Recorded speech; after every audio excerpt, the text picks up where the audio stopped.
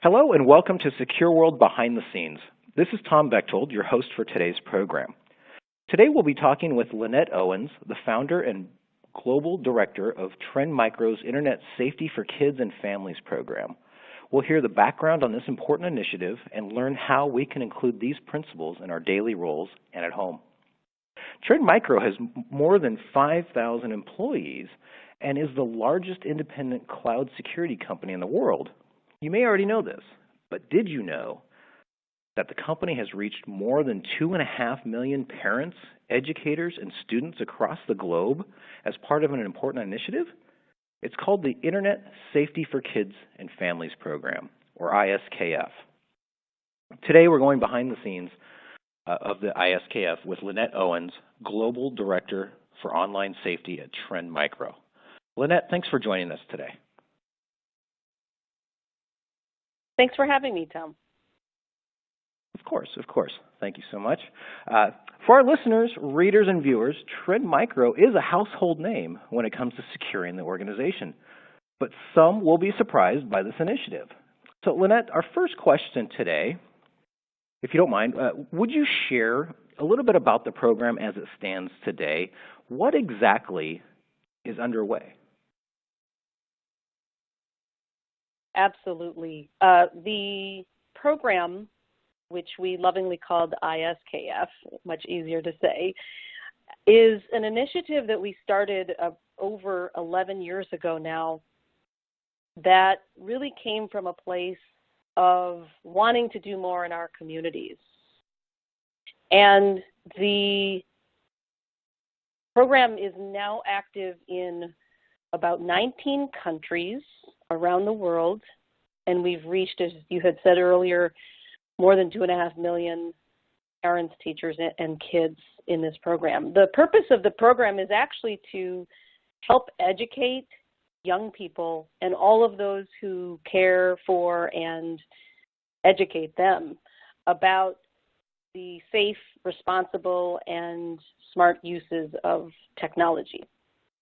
So the way in which we do this in those places where we're active is a number of ways. The first is by sending Trend Micro volunteers into their communities, schools, parent nights, and multiple other venues where we are directly in contact with our audiences to help educate about a lot of issues, from securing your information to protecting your privacy to how you behave towards others online, and also about great uses of technology.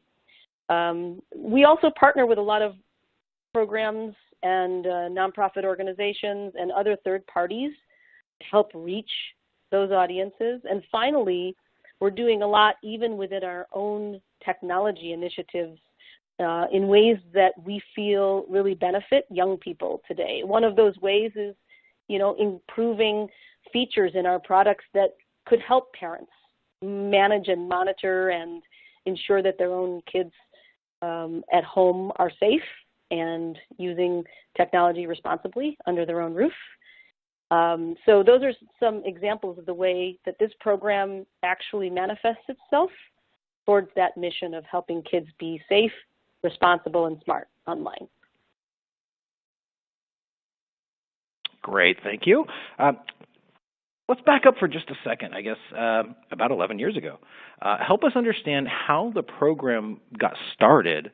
I know you launched it, but why? And then kind of take us through, how does it really fit within the mission of a cybersecurity company that's looking to, help the enterprise level people? It's a great question, and really it's one I love to reflect on. So there's both a personal and a professional side to the answer of this. So I'll start with the short one, which is the personal, and that is as a parent myself, and also one of many parents within Trend, and really many parents even among the organizations we work with, whether they're a customer or a channel partner or another organization of any kind. We wear those two hats. We are people who work in the industry, but we're also people who go home and have young people to raise and feed and under our own roofs. So I had a great interest in it personally because it was really around this time, 11 years ago, that technologies like smartphones really were just beginning.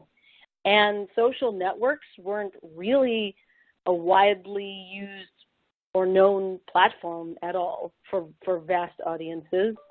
I think those kinds of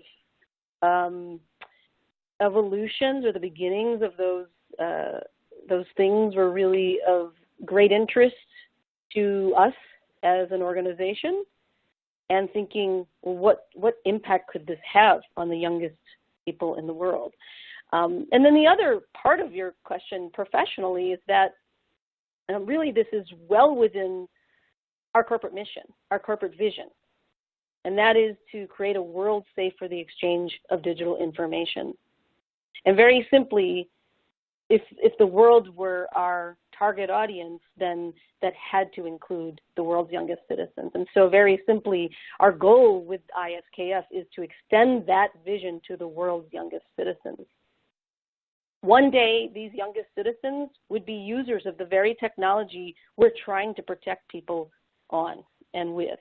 One day, those world's youngest citizens might become potential workers in the cybersecurity community, even a potential person working at Trend Micro someday.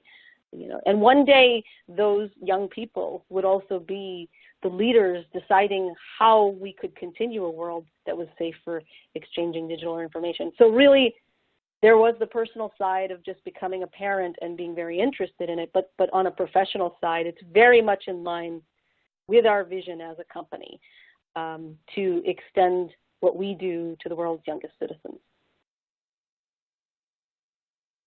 I love that. That's a great answer. That's just, more companies need to be doing this stuff. I really just love that answer, Lynette. Thank you. Yeah, absolutely. Next, yeah.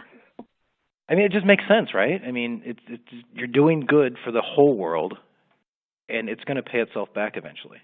That's awesome. It is, and I think that just as an adjunct to this, I was having this conversation with somebody else prior to us talking, and I think the other thing I've learned over the decade is this generation coming up now, they call themselves Gen Z, and there will be another name for the ones that follow them. We have turned a corner and there's no going back. But the expectation that corporations are doing more than just exchanging goods and services for money, we are not going back. There is a high expectation that companies, brands, this becomes part of who they are and what they do. You need to be doing more than just exchanging goods and services for money. You are, leaving also some positive impact in your communities, on the planet, in the world in some way, and also internally for your own employees, that they feel very good about and motivated to stay with an organization that is doing much more than just,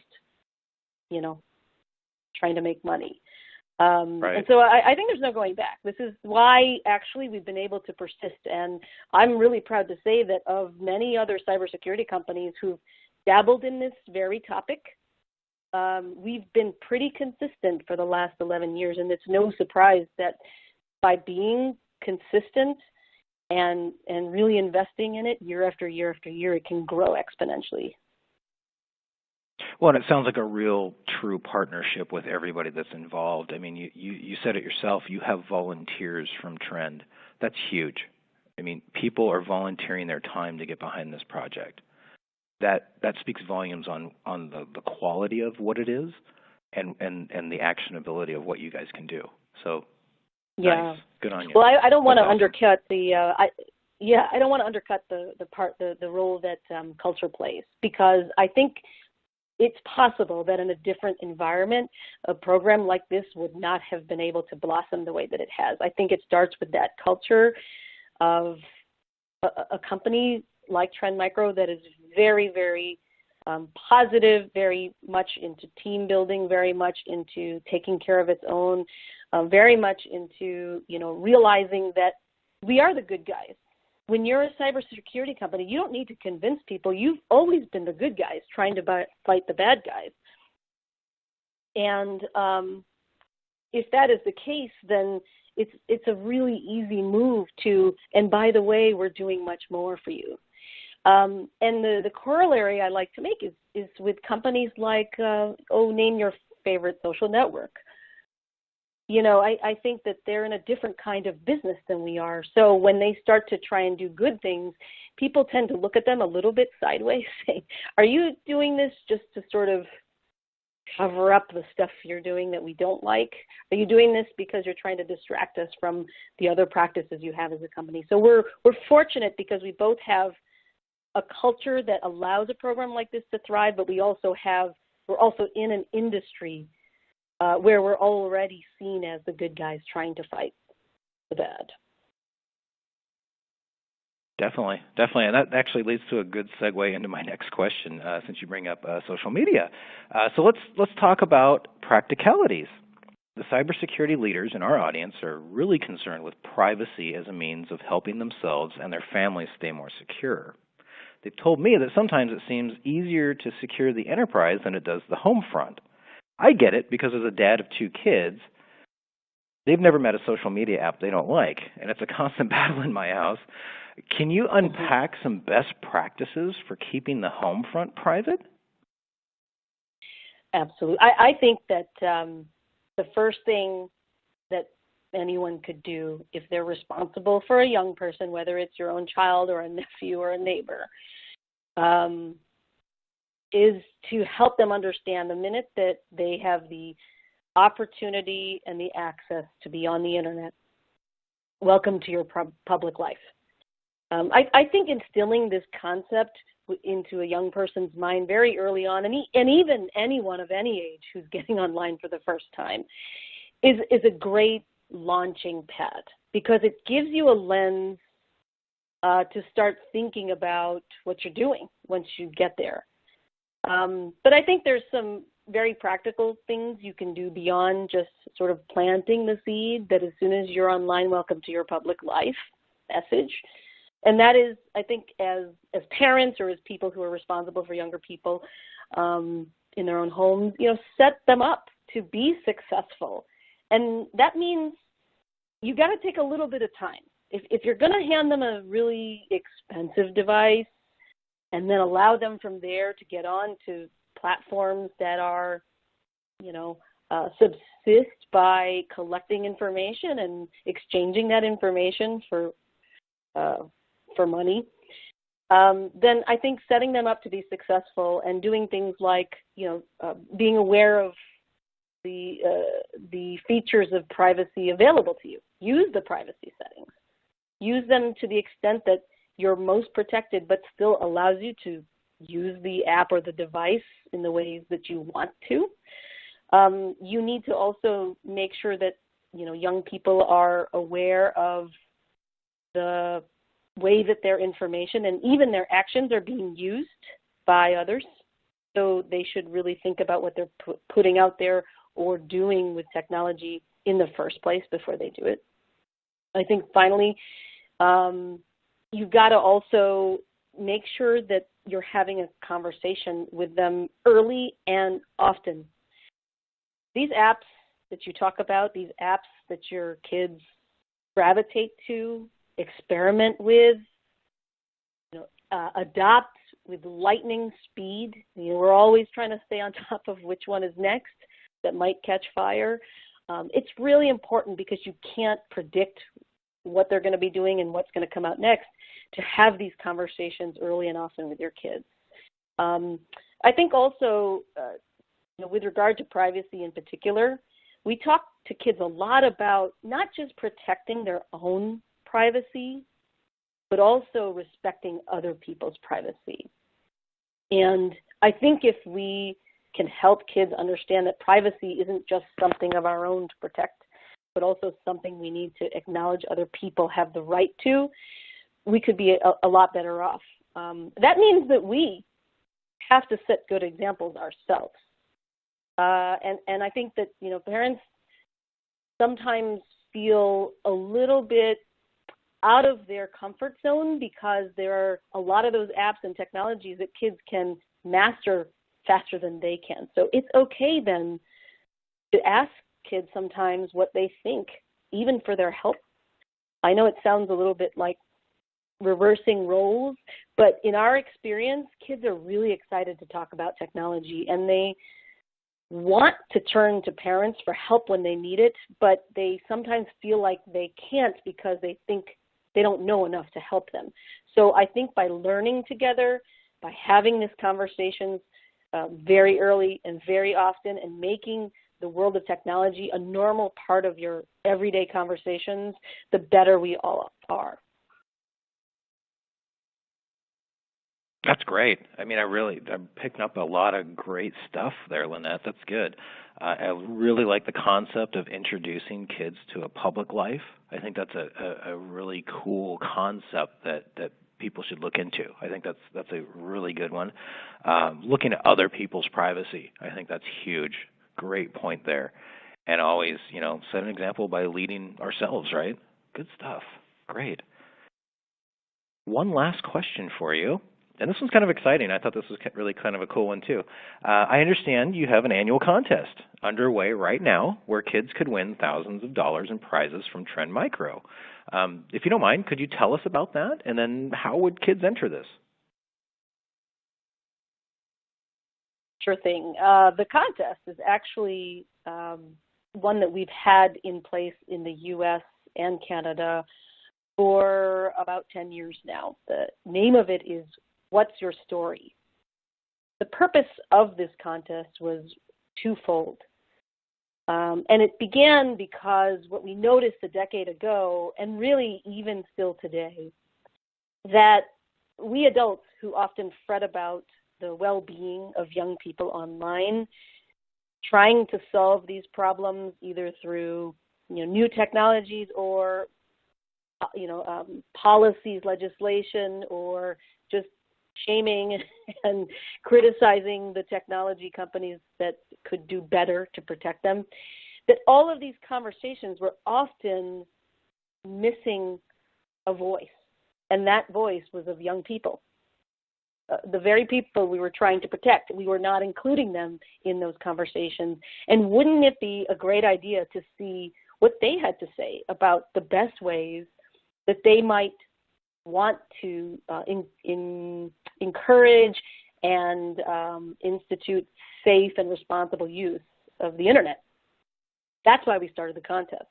We wanted really to hear what they had to say. But the difference with a contest like this is that we also, in the process of asking them to answer it, and typically we ask them to answer it in a video format, but in some parts of the world where we run this contest, the kids are answering it in other ways, like drawings,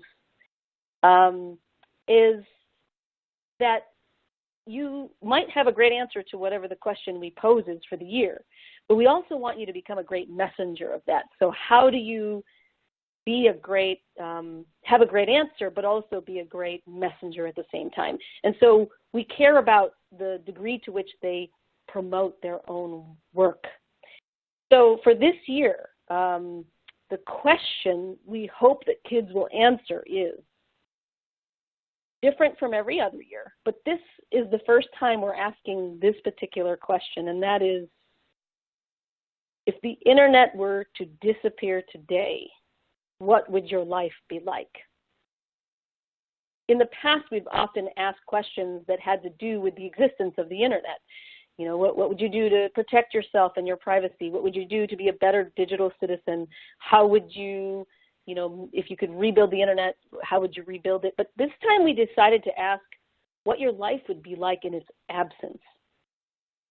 So any students in K through 12, and even beyond, as long as you're a student in the U.S. and Canada who are interested in potentially winning up to $10,000 for themselves and for their schools, would go to whatsyourstory.trendmicro.com, and there you can find more information about the rules, the deadlines, and how to actually enter.